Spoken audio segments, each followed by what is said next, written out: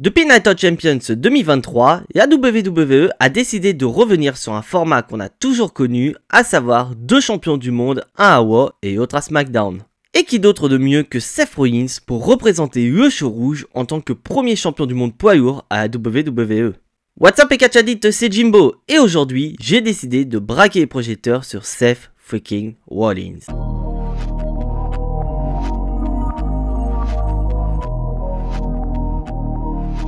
Avant de devenir l'un des visages actuels de la WWE, Seth Rollins a dû passer par plusieurs épreuves. Et pour celui que l'on nomme Tyler Black dans le circuit indépendant, sa première épreuve viendra en 2012 du côté de NXT où il sera confronté à Jinder Mahal en finale d'un tournoi pour couronner le premier champion de l'histoire de NXT. Déjà à cette époque, Seth Rollins intégrait un tournoi pour devenir le premier champion et au terme d'un match de 7 minutes, Seth Rollins bat Jinder Mahal et devient le premier champion de NXT.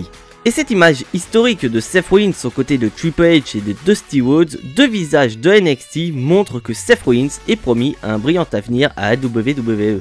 Et cet avenir, il va le prendre en main lors des Survivor Series 2012, aux côtés de 2 autres catcheurs de NXT, Dean Ambrose et Roman Reigns, qui vont former le clan le plus destructeur à la WWE, The Shield. J'ai déjà parlé de la période du Shield dans une précédente vidéo, n'hésitez pas à aller la voir, je vous la mets en description.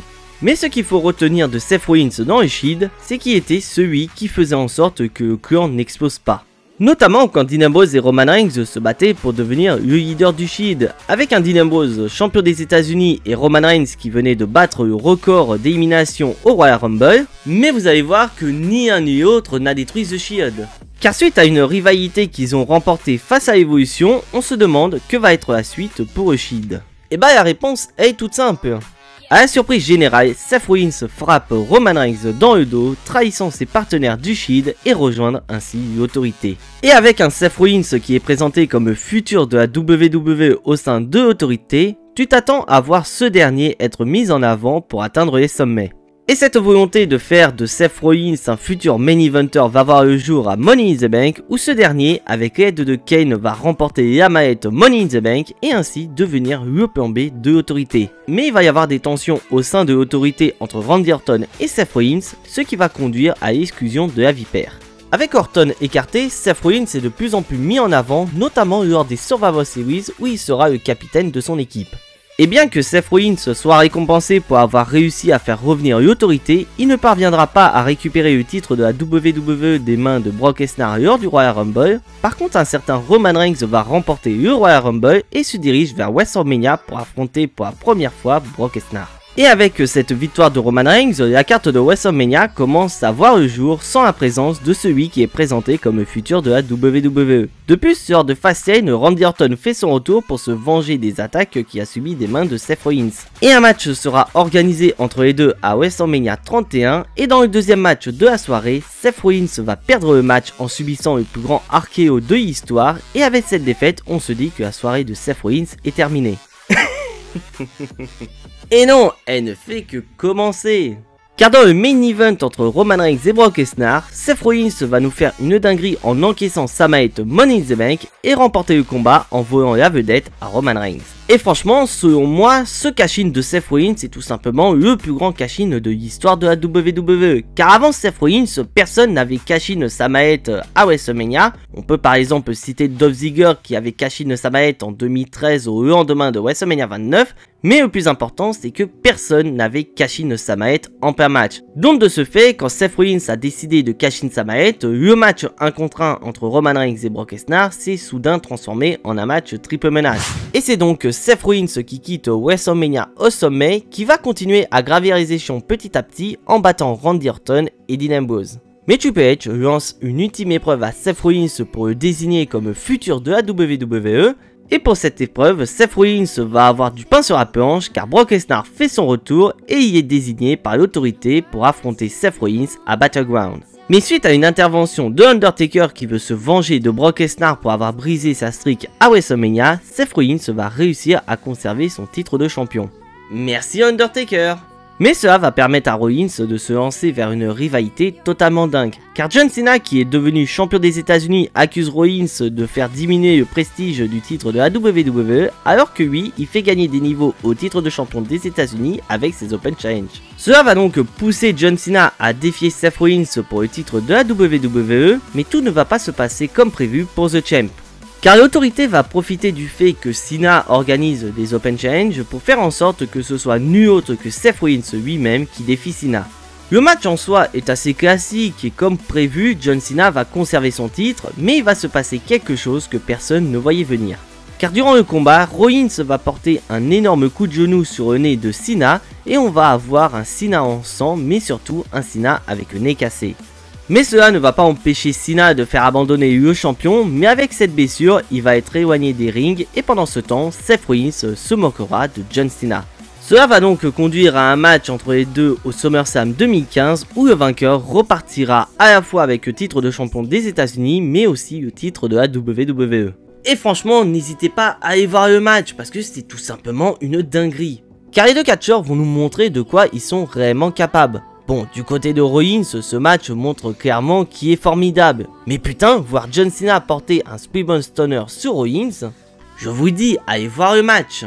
Mais à la fin du match, Jon Stewart, qui était l'hôte du show, va arriver armé d'une chaise. Depuis quelques mois déjà, Jon Stewart a une petite rivalité avec Seth Rollins sur les réseaux sociaux et semble venir régler ce compte avec ce dernier. Mais à la surprise générale, Jon Stewart va frapper Cena avec la chaise et permettre à Seth Rollins de le couvrir afin de marquer encore plus l'histoire en devenant le premier catcheur à être champion des États-Unis et champion de la WWE en même temps. Mais cela va entraîner un sacré challenge pour Seth Rollins car lors du pay-per-view suivant Night of Champions, Rollins devra défendre son titre des États-Unis contre John Cena et le titre de la WWE contre Sting. Seth Rollins perdra son titre des États-Unis mais réussira à conserver le titre de la WWE dans un match où Sting va subir une grave blessure lui causant une première retraite. Alors que Seth Rollins continue son ascension et semble foncer vers une rivalité contre son ancien frère d'armes Roman Reigns, Rollins va subir une blessure lors d'un live event contre Ken, l'obligeant à rendre son titre de champion, le privant d'un potentiel main event de WrestleMania. Il faudra attendre Extreme Rules 2016 pour voir Rollins faire son retour en attaquant Roman Reigns qui était devenu le champion de la WWE et qui venait de battre AJ Styles dans un match extrême. Et à Money in the Bank, un match sera organisé entre les deux anciens membres du Shield que Rollins gagnera pour récupérer le titre qu'il n'a jamais perdu. Malheureusement pour le nouveau champion, Dean Ambrose qui était devenu Mr Money in the Bank plus tôt dans le show va mettre ses menaces à exécution en utilisant sa mallette pour devenir le nouveau champion. Cela va aboutir au match que tout le monde voulait voir entre Dean Ambrose, Seth Rollins et Roman Reigns à Battleground, mais malheureusement ce match ne restera pas inscrit dans nos mémoires. Le lendemain, à Raw, Stephanie McMahon et Mick Foley annoncent que comme Dean Ambrose a conservé son titre à Battleground, le titre de la WWE est à SmackDown. Ah oui, je vous ai pas dit, mais avant le match entre les trois membres du Shield, la draft a fait son grand retour. Seth Rollins a été drafté à Raw en premier choix et Roman Reigns l'y a suivi, tandis que Dean Ambrose est allé du côté de SmackDown. Et comme Dean Ambrose a conservé son titre, le show rouge n'a pas de champion du monde. Donc Stephanie McMahon et Mick Foley annoncent qu'un nouveau titre va être créé pour devenir le titre de champion du monde du côté de Raw, le titre universel. Rollins en tant que protégé de l'autorité n'aura pas besoin de combattre pour gagner sa place en finale et direction SummerSlam où il affrontera un catcheur provenant de NXT, Finn Balor. Mais ce n'est pas Finn Balor mais le roi démon qui battra Seth Rollins pour devenir le premier champion universel de l'histoire. Mais ce match ne va pas être sans conséquences car durant le match, Finn Balor va se baisser à l'épaule, ce qui va l'obliger à rendre le titre vacant 24 heures après avoir gagné. Cette blessure sera profitable pour Seth Rollins qui participera à un Fatal 4-Way à élimination pour désigner le nouveau champion universel. De plus, Triple H va intervenir dans le match pour aider Seth Rollins à éliminer Roman Reigns et tout semble à croire que Triple H va offrir le titre à Seth Rollins sur un plateau d'argent. Et à la surprise générale, Triple H va trahir son protégé en portant son pedigree et offrir son premier et seul règne de champion du monde à Kevin Owens. Cette trahison va entraîner un face turn de la part de Seth Rollins, mais aussi une rivalité incroyable contre son ancien mentor Triple H. Car pendant plusieurs semaines, Seth Rollins va vouloir confronter Triple H afin d'obtenir un match contre lui. Toutes ces tentatives vont se solder par des échecs puisque Triple H va pas répondre. Au contraire, il va distraire Seth Rollins, ce qui va lui coûter un match contre Sami Zayn, mais aussi sa place dans le Royal Rumble match. Mais Seth Rollins, c'est pas le genre de mec qui va abandonner aussi facilement, au contraire, il va nous faire quelque chose totalement dingue. Car lors d'un show NXT TakeOver, Seth Rollins va débarquer de nulle part afin d'adresser un ultime message à Triple H. Tous ses efforts vont finalement payer puisqu'il va avoir son match contre Triple H à WrestleMania 33. Et malgré une blessure à la jambe qu'il a subie suite à une attaque de Samoa Joe, Rollins parvient à obtenir sa vengeance en battant The Game à WrestleMania en obtenant par la même occasion le titre de King Slayer. Seth Rollins va continuer l'année en enchaînant les rivalités contre Bray Wyatt ou encore Samoa Joe, jusqu'à ce que sa route le mène à faire la paix avec son ancien frère Dean Ambrose pour devenir champion par équipe à SummerSlam en battant Sheamus et Cesaro. Et comme on s'y attendait, cette association va entraîner une réunification complète du Shield avec Roman Reigns qui vont rentrer en rivalité avec Mistourage ou encore New Day. Seth Rollins va partir de son côté vers le titre intercontinental détenu par The Miz et devenir Grand Slam Champion à WrestleMania 34 en battant The Miz et Finn Balor. Personnellement, j'étais heureux de voir Seth Rollins remporter le titre intercontinental du côté de WrestleMania 34 parce que selon moi, Seth Rollins méritait clairement ce titre de champion intercontinental. Mais malheureusement pour Seth Rollins, il va perdre le titre intercontinental au profit de Dolph Ziggler qui sera associé à Drew McIntyre, ce qui va pousser Seth Rollins à être accompagné par quelqu'un de lunatique, à savoir Dean Ambrose. Après avoir récupéré le titre intercontinental lors de SummerSlam 2018, le Shield se reformera à nouveau pour faire face à Braun Strowman qui veut le titre universel de Roman Reigns. Jusqu'à ce fameux Raw où Roman Reigns annonce sa leucémie et doit rendre son titre vacant, ce moment est tout simplement triste mais malheureusement ce n'était que le début. Car après avoir remporté les titres par équipe dans le main event, Dean Ambrose va trahir son partenaire en faisant un e-turn, ce qui va conduire à un match entre les deux à TLC que Dean Ambrose va gagner pour devenir le nouveau champion intercontinental. Cette défaite à TLC va permettre à Seth Rollins de se diriger vers un objectif plus grand car dès le début 2019, Rollins va rentrer dans le Royal Rumble et réussir à le gagner en éliminant en dernier Braun Strowman afin de valider son ticket pour WrestleMania. Seth Rollins va donc choisir d'affronter le champion universel qui était à cette époque un certain Brock Lesnar et dans l'opener de WrestleMania 35, Seth Rollins va battre Brock Lesnar pour devenir pour la première fois de sa carrière champion universel et devenir ainsi The Beast Slayer. Bien que ce soit génial de voir Seth Rollins remporter son premier titre de champion du monde depuis 3 ans, on va pas se voiler la face et qu'à dit, son règne en tant que champion universel n'est pas mémorable du tout. Malgré une rivalité que j'ai trouvé plutôt cool contre AJ Styles, Seth Rollins va rentrer en rivalité avec Baron Corbin, ce qui va mener à une association avec sa femme, la championne de Raw Becky Lynch. Et après avoir conservé son titre aux côtés de Becky Lynch, Brock Lesnar va débarquer avec sa mallette Money in the Bank et réussir son cash-in pour devenir champion. Mais cette défaite ne va pas arrêter Seth Rollins qui va réussir à obtenir un nouveau match contre Brock Lesnar à SummerSlam et dans un match bien meilleur que le précédent, Seth Rollins bat une nouvelle fois la bête incarnée pour récupérer son titre. Alors déjà que le premier règne n'était pas ouf, donc c'est parti pour faire un règne bien pire que le précédent. Après avoir conservé son titre contre son ancien partenaire Braun Strowman, Seth Rollins va se lancer dans une rivalité contre un démon que tout le monde adore, The Fiend Bray Wyatt.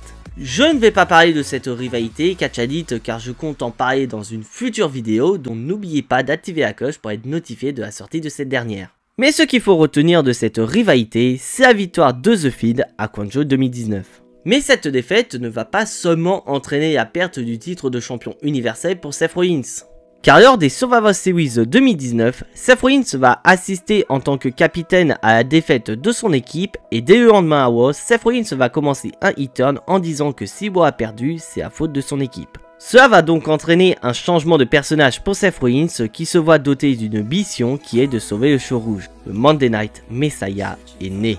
Afin d'accomplir sa mission, Rollins va être accompagné des AOP et un peu plus tard Buddy Murphy avec qui ils vont devenir champions par équipe de Raw.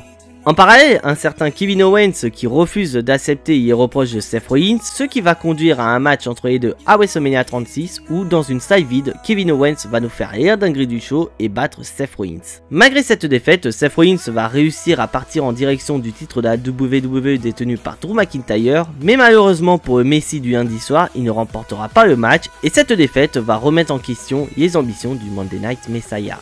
Cette remise en question va le conduire vers une rivalité contre la famille Mysterio, ce qui va mener à des débuts incroyables de Dominic Mysterio à SummerSlam, mais aussi à une trahison de Buddy Murphy qui va se ranger du côté de la famille Mysterio. Personnellement, je voulais tellement voir une rivalité entre Seth Rollins et Buddy Murphy, mais cette rivalité ne verra jamais le jour. Après avoir été drafté à SmackDown, Seth Rollins va participer au match traditionnel Survivor Series et s'absenter des rings pendant un petit moment afin d'accueillir un heureux événement. Il faudra attendre le Royal Rumble 2021 pour assister au retour de Seth Rollins qui viendra avec une nouvelle gimmick, le Visionnaire. En tant que Visionnaire, Seth Rollins va demander au roster de SmackDown de le suivre, mais malheureusement, personne ne va le suivre. Seth Rollins va attaquer Cesaro, ce qui va mener à un match à WrestleMania 37. Rollins va arriver avec un nouveau thème d'entrée qui deviendra populaire avec le temps. Mais une nouvelle fois, Seth Rollins ne remportera pas le match et sa série de défaites à WrestleMania va continuer. Mais Seth Rollins fait partie de ces catcheurs tellement talentueux que les défaites ne vont pas freiner leur ascension. Et on va avoir l'exemple parfait, après avoir coûté le match à Edge dans le main event de Money in the Bank, ces deux catcheurs vont se lancer dans une trilogie de dingue qui mérite sa propre vidéo. Même si Rollins va perdre la rivalité contre Edge, il va quand même réussir à rester au sommet en obtenant un match de championnat pour le titre de la WWE de Big E, mais avec intégration d'autres catcheurs, par exemple un certain Brock Lesnar, Seth Rollins ne parviendra pas à récupérer le titre de la WWE. Mais cette défaite ne va pas freiner Seth Rollins car il y aura un match de championnat pour le titre universel de Roman Reigns au Royal Rumble et Seth Rollins va nous faire une entrée de dingue en mode Shield pour rentrer dans la tête du chef tribal. Il ira même proposer le move signature du Shield, ce qui va énerver Roman Reigns et le faire disqualifier. A ce jour, Seth Rollins est le seul catcheur à avoir battu Roman Reigns depuis qu'il est devenu chef tribal. Personnellement, j'aurais tellement voulu voir Seth Rollins provoquer Roman Reigns en lui disant « Mec, j'ai réussi à rentrer dans ta tête, j'ai réussi à t'énerver ». À quel point tu sentais que ton titre de champion a été échappé, tu as décidé de te faire disqualifier afin de conserver ta ceinture. Car bien que Seth Rollins ressort vainqueur du match, sa victoire est avant toute chose une victoire par disqualification et ne parvient donc pas à récupérer le titre universel de Roman Reigns et sa présence à WrestleMania semble compliquée. À un point que Seth Rollins ira même voir Vince McMahon pour obtenir un match à WrestleMania, peu importe l'adversaire qu'il va devoir affronter. Si vous suivez l'actualité catch en dehors de la WWE et Catch Addict, vous avez une petite idée de qui sera l'adversaire de Seth Rollins à WrestleMania. Et c'est sur une ambiance incroyable que Cody Rhodes fait son retour après plusieurs années d'absence et fait un retour gagnant en battant Seth Rollins. Je ne vais pas parler de cette incroyable rivalité entre Seth Rollins et Cody Rhodes car je pense que cette rivalité doit être détaillée dans la vidéo dédiée à Cody Rhodes qui sortira bientôt sur la chaîne. Bien qu'il se soit pris un France-Brésil 98 au visage, Seth Rollins va continuer à briller en devenant pour la deuxième fois de sa carrière champion des États-Unis avant de le perdre au Survivor Series contre un Austin Theory en pleine reconstruction. Enfin, même si sa reconstruction n'a abouti à rien. Mais quoi qu'il en soit, Seth Rollins va montrer qu'il est un catcheur capable de mettre les jeunes catcheurs en avant en rentrant en rivalité avec Logan Paul à WrestleMania 39 et le battre pour mettre fin à sa série de défaites qui commençait à faire beaucoup. Suite à cette rivalité, la Draft vient faire son retour et le champion incontesté Roman Reigns sera envoyé à SmackDown.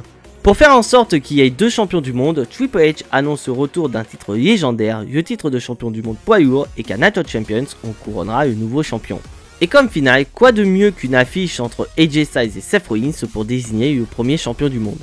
Comme je l'ai dit en introduction de la vidéo, Seth Rollins va battre AJ Styles dans un match bien meilleur que leur confrontation de 2019 et son mentor Triple H va monter sur le ring pour lui remettre le titre. Cette image est totalement dingue car personnellement je me suis retrouvé à l'époque où Seth Rollins était devenu le premier champion NXT d'histoire. Et suite à cette victoire, on va avoir droit à de bonnes rivalités autour de Seth Rollins et son titre de champion. Comme par exemple avec Finn Balor qui reproche à Seth Rollins de lui avoir volé 7 ans de carrière suite à sa blessure à l'épaule survenue à SummerSlam 2016. Ou encore avec Shinsuke Nakamura qui nous a permis de voir la meilleure version du catcheur japonais. Bon, ok, défendre le titre régulièrement c'est bien, mais comme le titre de champion du monde poids lourd a besoin de prestige, il ne faut pas le défendre contre n'importe qui. N'est-ce pas Jinder Mahal? Et en plus ce match va se terminer avec Seth Rollins blessé, le privant probablement d'un match à WrestleMania qui s'annonçait incroyable. Heureusement pour les catch addicts, Seth Rollins annonce à Elimination Chamber qui est sur le point d'avoir le feu vert des médecins pour combattre à 100% à WrestleMania. Ça vaudrait mieux pour Rollins car son adversaire à WrestleMania 40 c'est nul autre que Drew McIntyre qui semble plus déterminé à finir son histoire en devenant champion sur la plus grande scène du monde. Et en parallèle, la haine envers Cody Rhodes s'est transformée en respect et en amitié envers ce dernier et Seth Rollins se propose pour devenir le bouclier de Cody Rhodes pour faire face à la Bloodline. Donc autant dire que pour WrestleMania 40, Seth Rollins a décidé de jouer sur tous les tableaux. Bon, maintenant qu'on a revu la carrière de Seth Rollins, il est temps de donner mon avis personnel sur le catcheur. Déjà, on va pas se mentir, Seth Rollins fait partie des meilleurs catcheurs de la WWE. On parle quand même d'un catcheur qui a su se réinventer tout au long de sa carrière afin de divertir les fans et rester au sommet. Même si c'est vrai qu'il y a sa période King Slayer et Beast Slayer qui sont selon moi les moments où Seth Rollins n'a pas beaucoup brillé. Mais quoi qu'il en soit, quand on parle de catcheurs capables de faire des rivalités incroyables à la WWE, on pense forcément à Seth Rollins, car même s'il ressort perdant de ses rivalités, Seth Rollins ne perd pas en crédibilité et continue d'aller de l'avant malgré l'échec. Si jamais cette vidéo vous a plu, je vous invite à porter un power bomb sur le bouton like afin de me soutenir dans mes futurs projets de vidéos. Je vous invite également à porter votre plus beau stomp sur le bouton abonner qui est entièrement gratuit et qui me permet de garder la motivation à faire ce format de vidéo. Et faire aussi le tombé gagnant afin de faire sonner la cloche quand les prochaines vidéos arriveront sur la chaîne. Mais je vous donne également rendez-vous sur ma chaîne Twitch @JimboWrestling où je vais faire en sorte de faire des lives régulièrement. Mais en attendant, n'oubliez pas le plus important, soyez tous très fiers d'être des catch addicts. C'était Jimbo et à la prochaine.